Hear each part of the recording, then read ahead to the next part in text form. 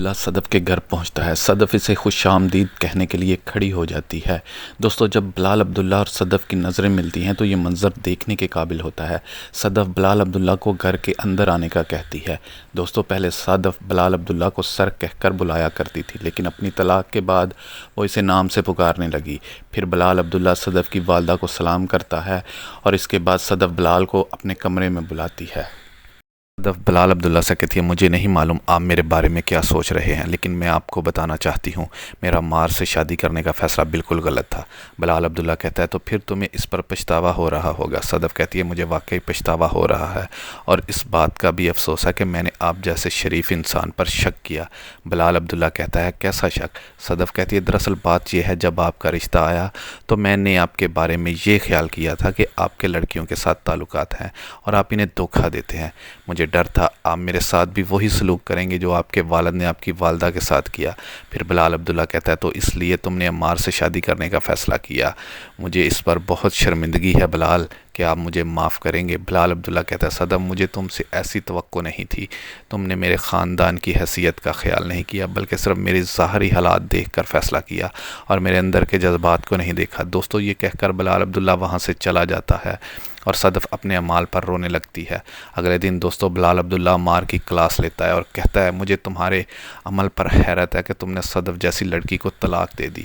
تم نے ایک لمحے کے لیے بھی نہیں سوچا کہ صدف نے تم سے شادی اس کے بعد کی تھی جب اس نے مجھے رد کیا تھا، اور تم یہ کیسے سوچ سکتے ہو کہ وہ شادی کے بعد میرے ساتھ کسی تعلق میں ہو سکتی ہے؟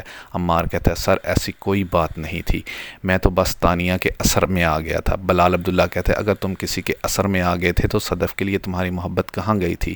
تم نے اپنی محبت کو خوش کرنے کے لیے اس سے شادی کی اور پھر اسے طلاق دے دی۔ دوستو، عمار عبداللہ بلال کو وضاحت دینے کی کوشش کرتا ہے، لیکن بلال غصے سے اسے کہتا ہے، برائے کرم یہاں سے چلے جاؤ۔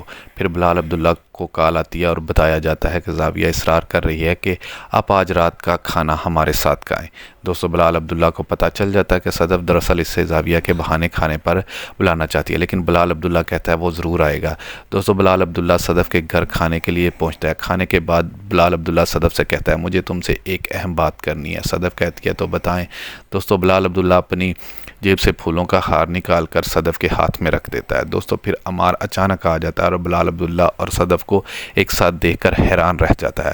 یہ منظر دیکھ کر وہ وہاں سے جانے کی کوشش کرتا ہے، لیکن صدف کی والدہ اسے روک کر کہتی ہے، تم خیریت سے آئے؟ عمار کہتا ہے، میں صدف سے ایک تحفے کے بارے میں بات کرنے آیا تھا، لیکن لگتا ہے وہ مصروف ہے۔ دوستو، اس کے بعد بلال عبداللہ بھی اسے جانے کے لیے کہتا ہے۔ پھر صدف کی والدہ بلال عبداللہ سے کہتی ہے، رکیں، میری بات سنیں، کہ آپ صدف سے شادی کریں گے اور اسی وقت اس کے بارے میں فیصلہ کریں گے؟ بلال عبداللہ کہتے ہیں، آنٹی، میں اس بارے میں آپ کو سوچ کر بتاؤں گا۔ صدف کی والدہ کہتی ہے، کیا محبت سوچ کر کی تھی؟ بلال عبداللہ کہتے ہیں، آنٹی، آپ صدف کی فکر نہ کریں، اور جہاں تک میرا تعلق ہے میں آپ کو ناراض نہیں کروں گا۔